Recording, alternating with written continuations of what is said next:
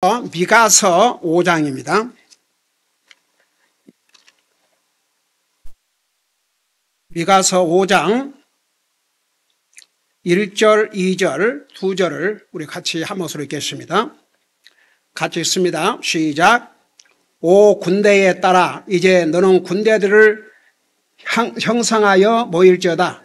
그가 우리를 치려고 에워쌌으니 그들이 막대기로 이스라엘의 재판관의 뺨을 치르로다. 그러나 너 베들레헴 에브라다야, 내가 유다의 수천 중에서 작을지라도 이스라엘의 치리자가 될 자가 내게서 내게로 나오리니 그의 나아감은 옛적부터 있었으며 영원부터 있었느니라. 아멘. 앉으시기 바랍니다. 미가서 5장은 아주 중요한 내용을 담고 있습니다. 무엇일 것 같아요? 바로 미가서 5장 2절에는 우리 예수 그리스도께서 탄생하기 전에 이스라엘 땅 어느 도시에서 탄생하실 것을 예언한 중요한 내용이 바로 미가서 5장 2절에 있습니다. 그래서 미가서 5장의 그 내용을 보면 우리 예수님께서 이 땅에 우리를 구원하시게 탄생하실 뿐만 아니라 앞으로 왕으로서 지상 재림하셔서 그분의 왕국을 세우시고 그야말로 이스라엘이 하나님 앞에 범죄해가지고 온 세계에 정말 포로 생활을 하고 얼마나 모진 고통과 어려움을 당하고 수없는 전쟁을 치러야 되고 지금도 보세요. 여러분, 이 지구 땅 위에서 어느 나라 백성들이 날마다 사이렌 소리를 듣고 밤이고 낮이고 그런 나라가 어디가 있습니까? 그러나 이제 우리 예수님께서 왕으로 이 땅에 오셔서 이스라엘을 회복하시고 예루살렘으로부터 온 세상을 통치할 때는 이스라엘의 목자시오, 이스라엘의 구원자시오, 이스라엘의 왕이시오, 온 나라의 왕으로서 평화와 안전을 주시는 그야말로 평화로운 영원한 평화, 그런 날이 올 터인데 이런 미래에 일어날 이런 어마어마한 사건들을 지금으로부터 약 2700년 전에 미가를 통해서 미리 알려주셨어요. 그러니까 보세요. 미가는 그 당시에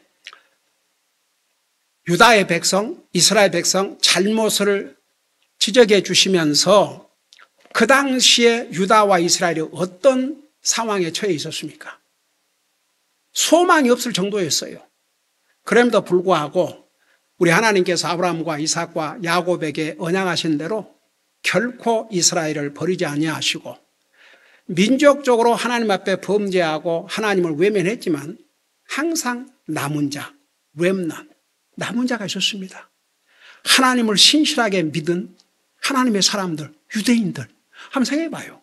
우리 예수님께서 이 땅에 오셔서 아이고야 바리새인들, 서기관들, 제사장들 머리로는 다 메시아가 오실 것이라는 거 알고 다 알면서도 예수님을 거절했지 않습니까? 그렇지만 보세요. 예수님을 믿고 목숨을 바친 우선 12제자들.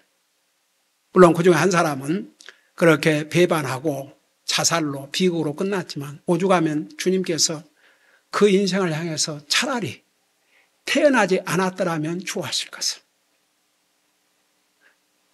그리고 사도 바울 다 유대인들이에요. 그렇지만 그러니까 이 렘넌트 남은 자들은 목숨을 걸고 주님을 섬겼습니다. 그러니까 그들은 역시 이스라엘 백성들이에요.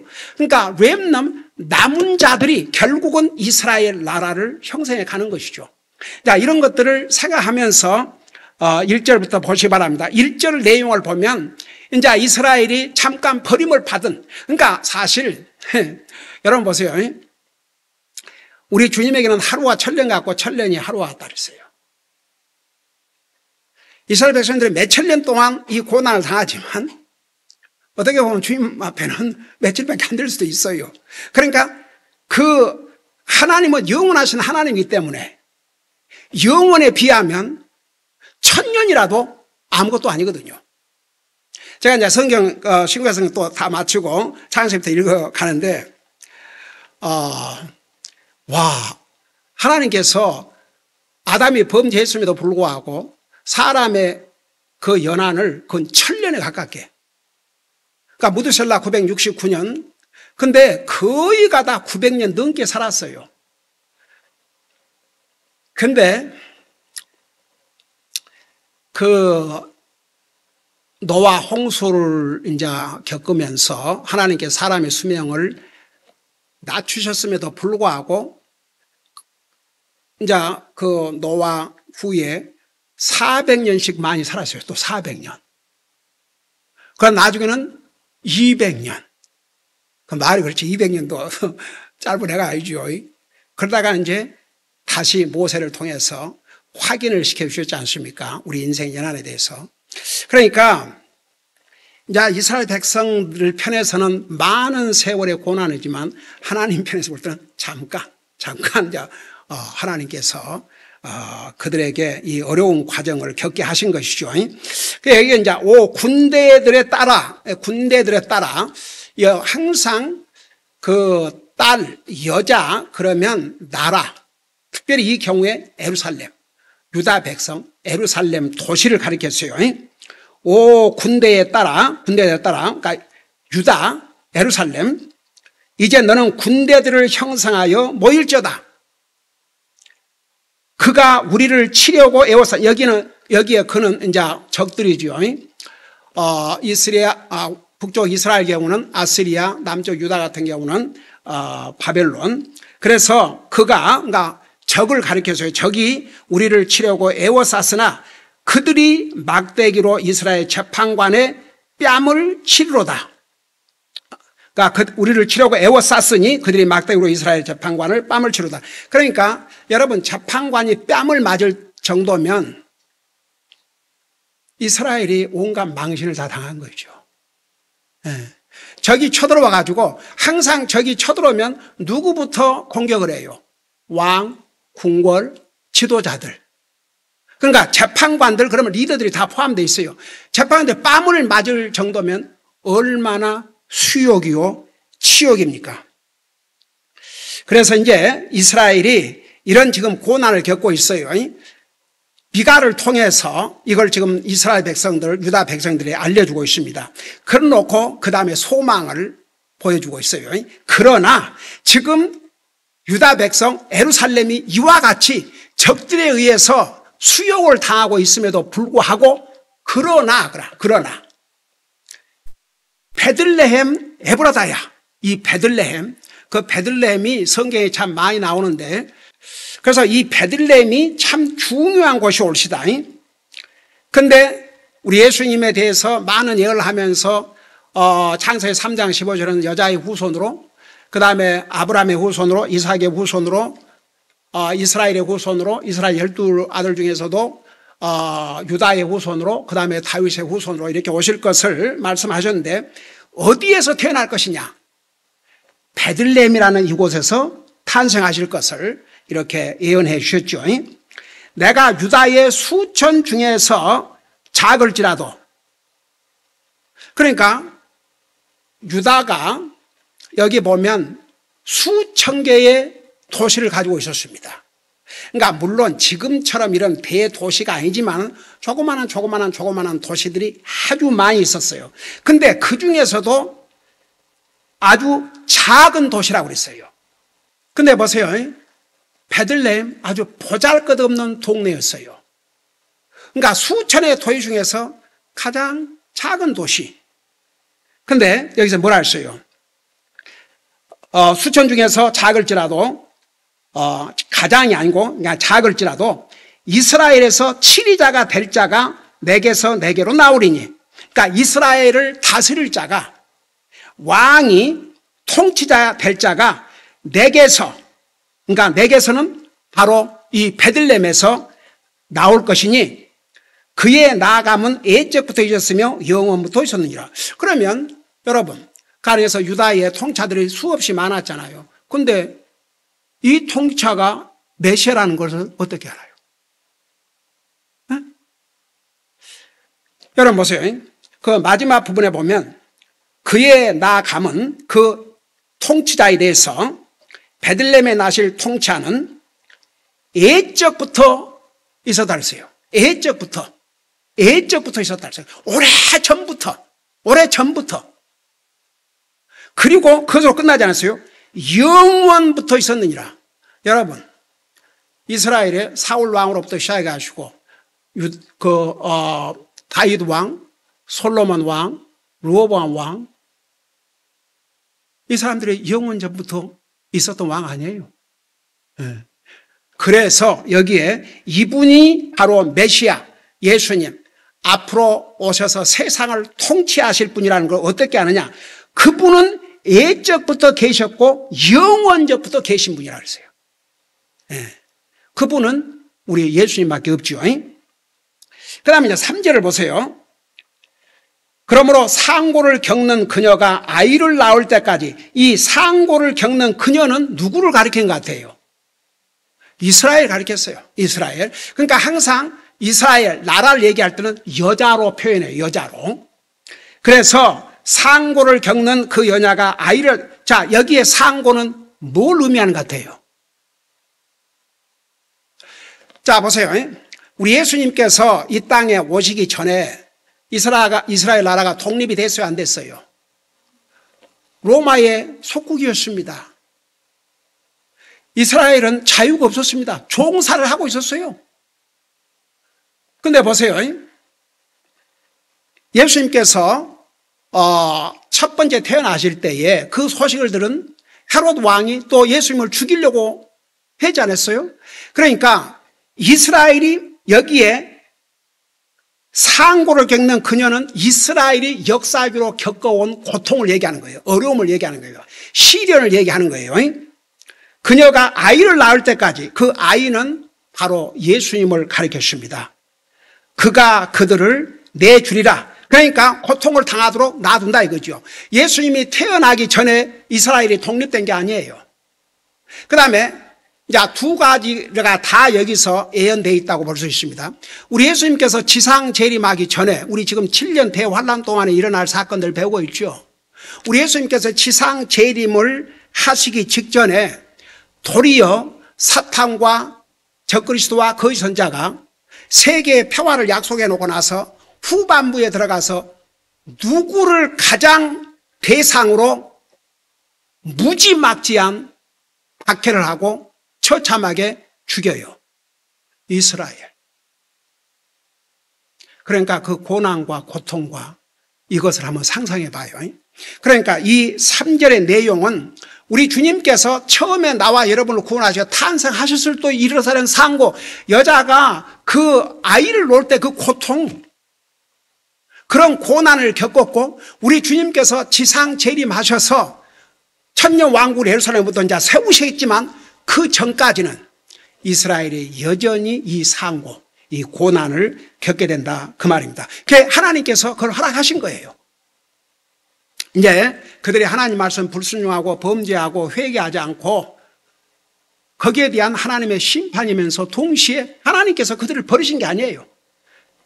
그렇게 해서 이 고난을 겪도록 그 과정을 허락하신 것이죠. 그리고 나서 이제 그래서 그 아이를 낳을 때까지 그들을 내주리라. 그래서 이스라엘이 그 고난을 겪겠지만 그 뒤에 그의 형제들 가운데 남은 자들이, 항상 그 남은 자들, 여기에 남은 자들, 특별히 주님을 믿는 사람들, 항상 렘넌트, 그러면 이스라엘 백성들 보세요. 와, 정말 이스라엘 백성들은 인류 역사에 하나님의 능력과 이적과 기적을 그보다 많이 체험한 민족이 없어요. 그런데도 오죽에만 하나님께서 목이 곧은 백성이라고. 아니, 이집트에서 10번이 넘는 그 재앙을, 이스라엘 백성, 하나님의 재앙, 하나님의 기적을 자기들 눈으로 보고 홍해 바다를 한번 생각해봐요. 그게 인류 역사에 없었던 일이에요. 바다를 둘로 나눠가지고 그냥 육지가 되게 하시고 그 물을 벽으로 만들어서 이스라엘 백성들이 다 넘어갈 때까지 그걸 이스라엘 백성이 자기 눈으로 보았어요. 그래가지고 호렙산 밑에 와가지고 모세가 지금 40일 동안 하나님의 언약의 그 돌판. 그러니까 우리는 십계명이죠. 근데 그게 하나님께서 이스라엘 백성에 주신 언약이라고 했어요. 언약의 돌판이라고 했어요. 그걸 세상에 받으러 가셔가지고 40일을 물도 마시지 않고 음식도 먹지 않고 금식하면서 있는 동안에 이 밑에서 어떤 짓을 했어요? 금송아지를 만들어 놓고 네가 우리를 인도해냈다. 얼마나 주님이 진노하셨으면 모세에게 뭐라 했습니까? 이 백성들을 다 쓸어버리고 내가 너를 통해서 새로운 민족을 만들겠다. 모세가 어떻게 했습니까? 애원을 했죠. 애원을 했어요. 만류를 했어요. 이 백성들을 하나님께서 그런 이적과 기적을 통해서 여기까지 인도하셨는데 한 사람같이 저들을 멸하시면 세상이 뭐라고 그러겠습니까? 하나님께서 모세의 말을 들으시고 진멸을 하지 않으셨지만 모세가 하나님이 직접 기록해서 주신 그 돌판, 언약의 두 돌판을 너희들은 이걸 받을 자격이 없다. 깨뜨려 버리지 않습니까? 그러니까 그 이스라엘 백성들 진짜 참 so sad이에요. 예. 그럼에도 불구하고 하나님께서 그 나라를 버리지 않으시고 꼭 그 중에서 그렇게 근데 백성들이 그러면서도 불구하고 그 가운데는 하나님을 두려워하고 하나님을 사랑하고 여러분 다윗 유대인이에요. 솔로몬 유대인이에요. 아사왕 유대인이에요. 히스기야 유다 왕이에요. 요시야 유다 왕이에요. 그러니까 개인 나름이라니까요. 이스라엘 백성들이 국가적으로 하나님 말씀 불순종하고 범죄하고 우상 숭배하고 했지만 개인적으로 그런 신실하게 주님을 믿는 하나님의 사람들이 있었다니까요. 그들을 통해서 하나님께서는 계속 이스라엘의 민족을 유지하게 하신 거예요. 그래서 여기에 이제 남은 자들이 이스라엘 자손에게로 돌아오리라. 그러니까 항상 남은 자들 그들이 다시 이제 돌아와요. 다 포로로 잡혀가고 했지만 하나님께서 다시 다 돌아오게 해주시는 것이죠. 그러니까 4절에 보세요. 4절에 보면 또 그가 이제 우리 메시아 5장 2절에서 말씀하고 있는 그 통치한 메시아 우리 예수님 그분이 주의 능력과 주 자기 하나님의 아름다운 이름으로 위엄으로 서서 먹이리니 그들이 머물리로다. 이제 우리 주님께서 이 땅에 오셔서 셰퍼드 목자가 되셔가지고 이스라엘 백성을 먹이시는 거예요. 여러분 시편 23편 여호와는 주는 나의 목자시니 내게 부족함이 없으로다. 그래서 그 목자로서 먹이는 거예요. 그들을 먹이고 그들에게 평화를 주시고 그들에게 안전을 주시고 다시는 그런 고통 없이 살도록 해 주셔요. 자, 이건 언제 일어나자 그러면 우리 주님께서 왕으로서 지상 재림 하신 다음에 자, 그런 걸 생각하시면서 보세요. 위엄으로 서서 먹이리니 그들이 머무르로다. 이제 그가 크게 되어 땅끝까지 이르로다. 그러니까 우리 주님께서 이제 땅끝까지 이르러 다스리시는 거예요. 여러분 우리 주님께서 이 땅에 오셔서 통치하실 때는 더 이상 각 나라의 왕이 없어요. 각 나라 정부가 따로 없어요. 우리 주님이 예루살렘으로부터 온 세상 땅끝까지 통치하게 되십니다. 자, 그 다음에 보세요. 5절에 보세요. 이 사람이 화평이 되리라. 그래서 화평이. 우리 주님은 평화의 왕이십니다. 여러분, 그 아브라함이 자기 조카 그 롯이 전쟁에 사로잡혀 갔던 말을 듣고 자기 사병들을 데리고 갔다가 이제 적을 물리치고 자기 조카를 구했지 않습니까? 돌아오면서 누구를 만났어요?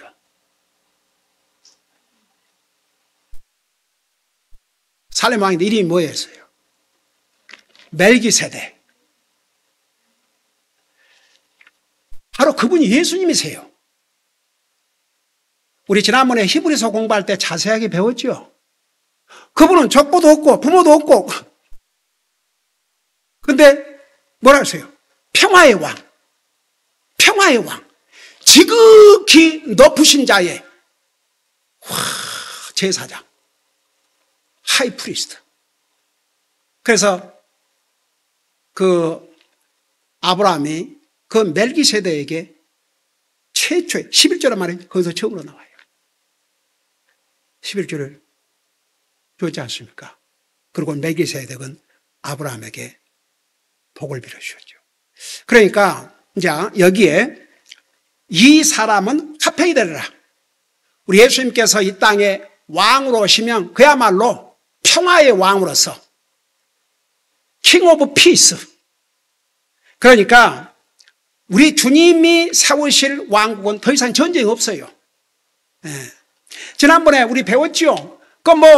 이제 더 이상 무기가 필요 없으니까 무기를 그냥 연장으로 만들고, 자, 그러면서 뭐라 했어요? 그 아시리아 사람이 우리 땅에 들어와 우리의 궁궐들을 밟을 때에는 우리가 7명의 목자와 8명의 우두머리를 일으켜 그를 치리니. 그러니까 이제 미래에 사실은 이제 우리 주님께서 이 땅에 오시면 아시리아 나라 같은 거 없어요. 지금도 없어요. 그랬어요. 예, 지금 아수르 없어요. 근데 그 당시에는 어마어마한 파워를 가진 나라였습니다. 그러니까 지금의 터키, 그 다음에 이라크 북쪽 어마어마한 파워를 가지고 있어요. 그 나라가 북쪽 이스라엘을 먹어버렸지 않습니까? 예. 근데 보세요.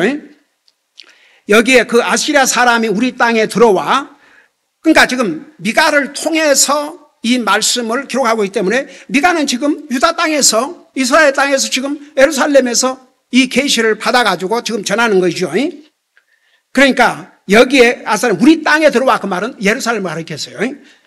유다 땅, 그러니까 전체적으로 이스라엘 땅, 우리의 궁궐들을 밟을 때에는 우리가 7명의 목자와 8명의 우두머리를 일으켜 그를 치리니, 그러니까 적을 7명의 목자와 8명의 우두머리를 일으켜 그를 친다. 그러니까 아시아를 친다 이거예요. 전쟁에 승리하게 해주셔요, 주님이. 근데 이게 무슨 뜻이냐 그러면 7명. 여러분 항상 7은 하나님의 완전한 숫자라고 그래요. 그러니까 7 이상 8명이면 더 좋지요. 그러니까 7명의 목자와 8명의 우두머리를 이렇게 하고 이 적 아시아를 물리친다 하면은, 그 말은 우리 주님께서 이제 더 이상 이스라엘이 약자가 아니에요.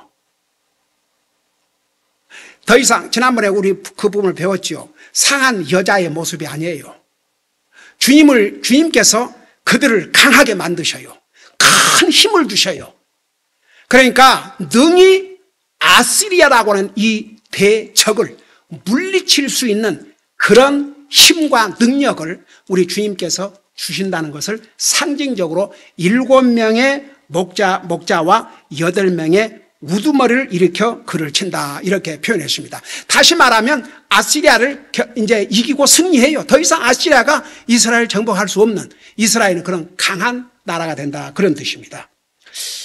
그러면서 6절에 보니까 그들이 이제 이스라엘 그 7명의 목자와 8명의 우두머리, 그러니까 이스라엘 리더들이 주님께서 그들에게 힘을 주시고 능력을 주셔가지고 그들이 칼로 아시리아 땅을 황폐하게 하며, 도리어 저는 이제 아시리아가 이스라엘을 쳐들어왔고 완전히 황폐하게 했지 않습니까? 이제 반대로 황폐하게 하며 니므롯 땅의 어기를 황폐하게 하리라. 이 니므롯 땅은 바로 아시리아 땅을 가리켰습니다. 그러니까 같은 말이에요. 그래서 이 칼로 아시리아 땅을 황폐하게 하며 니므롯 땅, 그러니까 아시리아 나라 중에 한 땅이죠. 어기를 황폐하게 하리라. 그 아시리아 사람이 우리 땅에 들어와 우리 경계 안에서 밟을 때에는 그가 이같이 우리를 그에게서 건져내리라. 그러니까 이제 우리 주님께서 이 적으로부터 이스라엘 백성들을 건져내시다, 그 말입니다. 여러분 보세요. 우리 주님이 지상 재림하기 직전은 온 세상은 7년 대환란 마지막 부분이에요. 적그리스도 거짓 선자가 사탄의 사주를 받아가지고 그야말로 무참하게 이스라엘을 공격합니다. 근데 어느 나라만 공격할 것 같아요? 이 7년 대환란 마지막에 적그리스도를 통해서 이스라엘을 공격할 때 어느 나라만 이스라엘을 공격할 것 같아요? 온 세계가 하지요. 여러분, 적그리스도와 다르는 7년 대환란은 원월드, 이 가버먼, 정부가 하나뿐이에요. 적그리스도 정부. 그 다음에 모든 군사들은 다 그 사람의 말을 들어야 돼요. 그러니까 그 당시에 한국군이 됐든지 중국군이 됐든지 러시아군이 됐든지 어디가 됐든지 벗은 매를.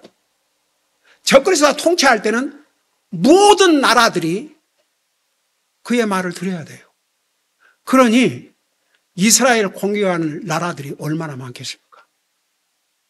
한번 생각해 봐요. 정말 이스라엘을 혼자 힘으로 감당할 수 있겠습니까? 아니죠. 그러니까 주님이 이제 직접 오셔서 그들을 다 물리치시고 이스라엘을 보호해 주시는 것이죠. 그러니까 이 부분은 그때를 얘기하는 거예요. 자, 그걸 생각하면서 6절 보세요. 그가 이같이 우리를 그에게서 건져내리라. 그래서 사실 이 아시리아 나라, 이스라엘 공격한 이 나라들은 앞으로 주님께서 지상 재림하실 때 공격할 모든 나라들을 다 여기에 포함시켰어요. 실제로 이제 아시리아는 이스라엘을 완전히 정복했지 않습니까? 나중에 이제 망했지만은. 그러면서 7절 보세요. 또 야곱의 남은 자들은, 여기에 자꾸 남은 자가 나오죠. 남은 자들. 그러니까 이스라엘 백성들이 국가적으로 범죄했지만 이 남은 자들은 하나님을 신실하게 믿는 하나님의 백성들이에요. 그러니까 이들, 제가 수없이 얘기했지만 아합 그 악한 왕, 그 이세벨 그 악한 완전히 나라를 바알 신 숭배하는 나라로 만들었는데도 7,000명이, 물론 그 많은 백성 중에 7,000명 그렇게 많지 않다고 볼 수 있지만 7,000명 또 적은 숫자도 아니에요. 한번 생각해 봐요. 항상 이런 이스라엘 백성들이 국가적으로 범죄하고 악을 행하고 했지만 이런 남은 자들이 항상 있었어요. 항상 주님을 신실하게 믿는 사람들. 여러분, 지금도 보세요. 말은 다 교회 간다 그러고 하나님 믿는다 그래요. 말만 갖고는 우리 믿을 수 없어요.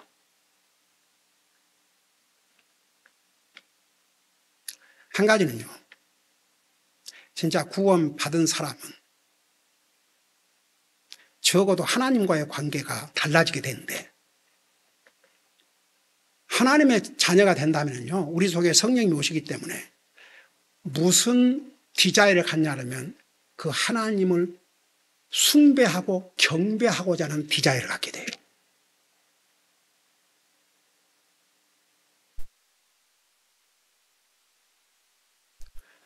최근에 한랄하신 존 맥카더 목사님이라고, 미국 세계뿐만 아니라 성경대로 이렇게 하는 그런 목사님들은 온 세계적으로 그분은 알려진 분이에요. 그분이 지난주에인가 한랄하셨어요. 그분이 이제 한랄을 가져놓으니까 그분의 메시지 중에서 파워풀한 메시지를 이렇게 이제 계속 그 교회에서 올리는지 하여간. 근데 그 중에 하나, 그분은 철두철미하게 그야말로 성경대로 제가 이렇게 한 절 한 절을 가르치듯이 평생을 그렇게 가르치시고 전하시고 그러다 하려고 하셨는데, 그런 얘기를 했어요. 그게 하나님 말씀이기 때문에 우리가 예수님을 영접하고 구원받으면 우리 속에 하나님의 영이 오셔가지고, 여러분 세상에서 보세요. 뭐 세상 유명한 인기인 그러면 그들을 숭배한다고 그러잖아요. 예수님을 진짜 영접하고 구원받으면 예수 그리스도는 새로운 피조물이라 했어요. 고린도후서 5장 17절에. 뭐가 달라지냐면 그 주님을 숭배하고자 하는 마음이 딱 오게 돼 있어요.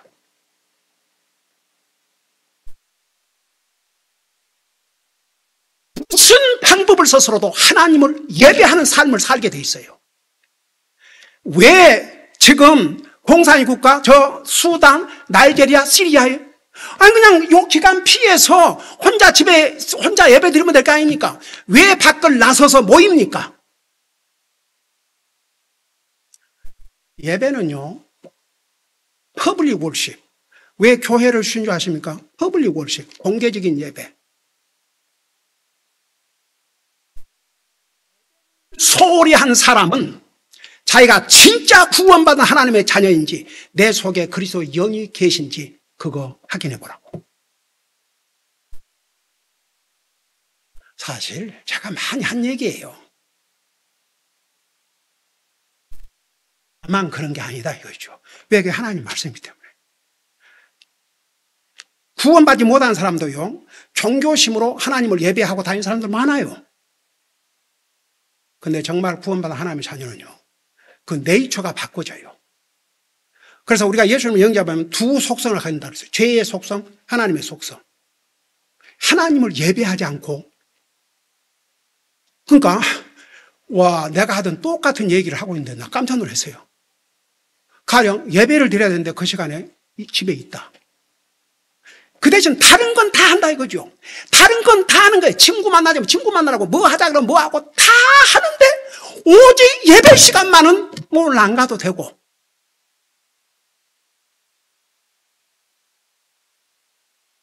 이 사람은 진짜 그 속에 그리스도의 영이 계신지, 구원 받은 사람인지를 심각하게 체크해야 된다 이거죠.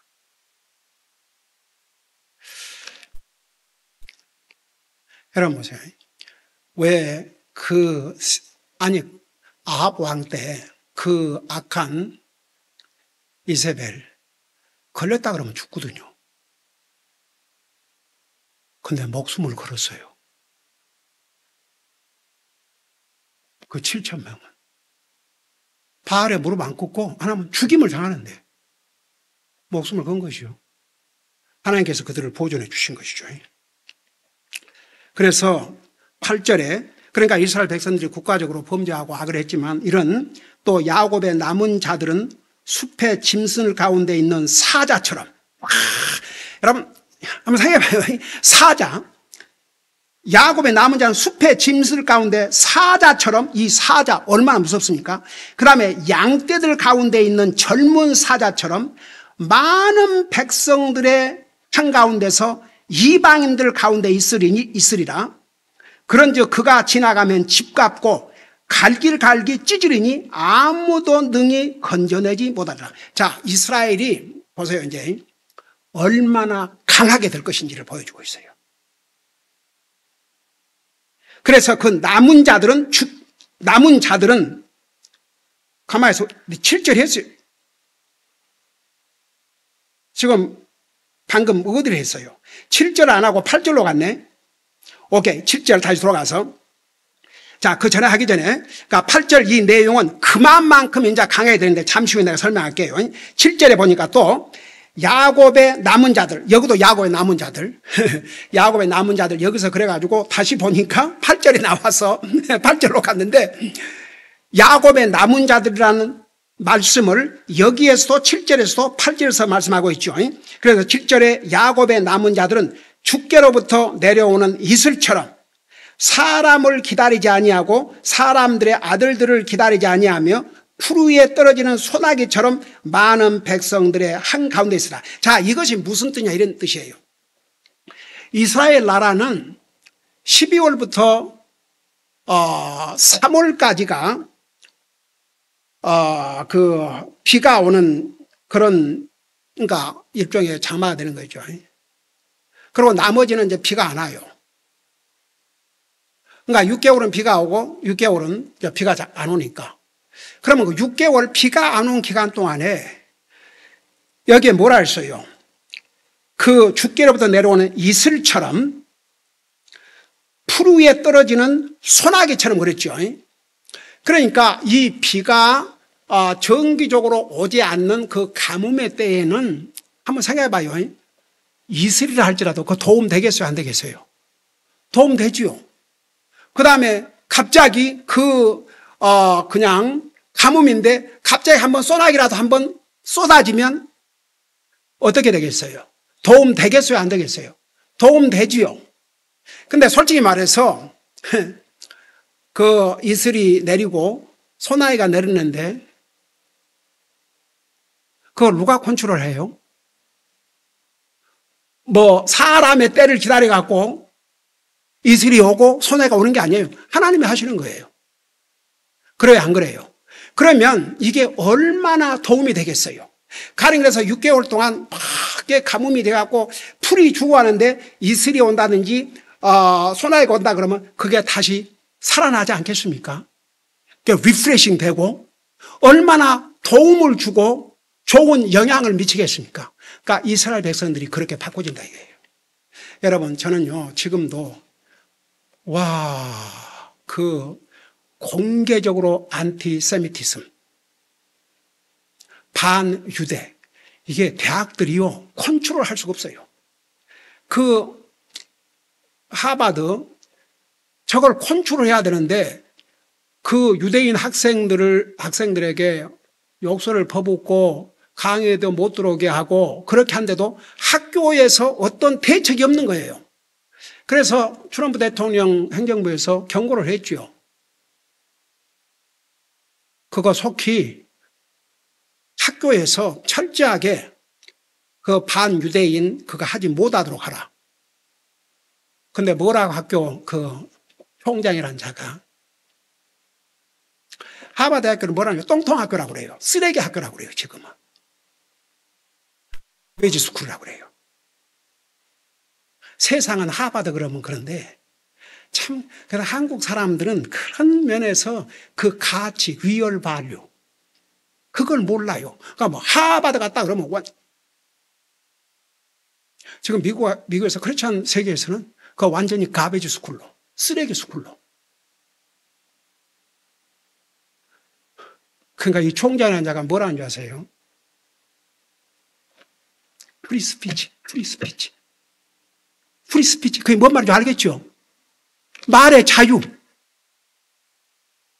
젊은 학생들이 뭐 유대인 뭐 어쩌라 그러고 한들 그런 말을 어떻게 우리가 제한하냐 이거죠. 그래? 그렇다면 어마어마한 국가 보조금을 끊겠다. 그리고 비자를 캔슬하겠다. 외국 학생들. 그러니까 지금 제 왜 끝까지 굴복을 안 하고 저러는 줄 아세요? 그러니까 이런 리버럴, 완전히 그 불신자들, 그들 중에서 돈 있는 사람들, 그 다음에 하버드 그 졸업생들 가운데서 불신자, 이런 사탄의 사주를 받은 이런 인생들이 막 돈을 거기다가 이제 보내요. 그러니까 국가 지원 안 해도 학교 할 수 있도록. 그러니까 유대인들을 공개적으로 유대인 학생들을 박해하고 비난하고 온갖 욕설을 퍼붓고 온 세계로 그런데도요 컨트롤이 안 돼요. 근데 이게 이상한 일이 아니에요. 여러분 마태복음 24장 다시 한번 읽어봐요. 우리 주님이 오시기 전에 그 징조 중 하나가 온 세상이 너희를 미워할 것이라 했어요. 증오하고 미워할 것이라고. 지금이 딱 그때예요. 저도요 미국에 지금 와가지고 미국에서 이런 반유대 이건 나 처음 경험해요. 도리어 제가 처음에 미국에 왔을 때는 그 모든 면에서 유대인들이 잡고 있다는 거. 뭐 정치, 경제, 사회, 문화 모든 면에서 그러니까 감히 유대인들에게 말 한마디 할 수가 없었어요. 지금은 아니에요. 이게 뭘 의미하는지 아십니까? 그만큼 주님이 오실 때 가깝고 사탄은 그 주님을 대적하기 때문에 우리 주님이 누구로부터, 그러니까 어느 나라로부터 이 땅에 오셨어요? 이스라엘. 그래서 이건 너무나도 주님께서 이미 말씀하신 대로 지금 이루어지고 있지만 정말 참 so sad. 그러니까 보세요. 그럼에도 불구하고 이제 이때는 야곱의 남은 자들은 주께로부터 내려오는 이슬처럼 사람을 기다리지 아니하고, 이슬이 사람을 기다리나요? 사람들의 아들들을 기다리지 아니하며 풀 위에 떨어지는 소나기처럼 많은 백성들의 한가운데 있으라. 그러니까 많은 백성들의 한가운데 있다, 그 말은 이제는 이스라엘이 모든 걸 가지고 있어요. 모든 사람을 다스리고 그들에게 영향을 미치고 좋은 영향을 미치는 거죠. 이 경우는 더 이상 주변 국가들에게 당하고 살지 않는 이런 상황으로 우리 주님께서 완전히 바꾸신다고 말입니다. 근데 그게 언제냐? 주님이 지상 재림하심으로 이루어져요. 아직은 아니에요. 기도하십시다. 우리 아버지 하나님, 우리 주님께서 베들레헴에 탄생하실 때는 우리 인류를 구원하시기 위해서 탄생하셨지만, 우리 주님이 왕으로서 예루살렘에 입성하실 때는 이스라엘을 회복시키시고 이스라엘 대적하는 모든 악의 세력들을 진멸하시고 이 예루살렘으로부터 온 세계에 우리 주님의 천년 왕국을 세우실 것입니다. 이미 성경 수많은 선지자를 통해서 이 사건을 예언해 주셨는데, 오늘 미가서 5장을 통해서 또 이 사건을 우리가 배웠습니다. 우리가 소망하고 살 오직 한 가지는 주님 다시 오시는 것이라는 거 잊지 말게 하시고, 그 주님을 소망하고 사는 우리 모두가 되게 하여 주시옵소서. 감사합니다. 사랑합니다. 예수님 이름으로 감사 기도드리옵나이다. 아멘.